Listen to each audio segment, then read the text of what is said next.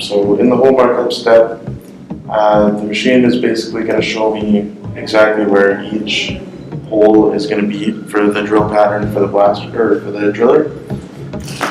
So basically the laser is going to start on the bottom left, and every time the laser stops and blinks rapidly, that is the location of one of the holes. So you can see it up there. I'm trying to find it.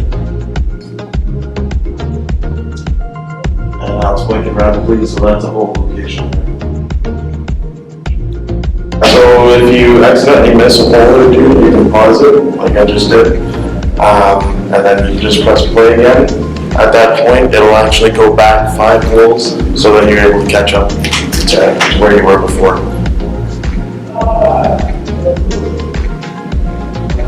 So as I said, each time the laser blinks rapidly, I paint a dot there, and that is where the color of the hole is going to be for the drillers.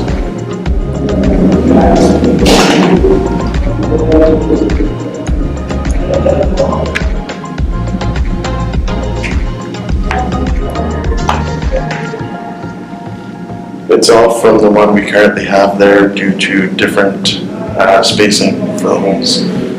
We enter the spacing into MOS and it knows it automatically. So.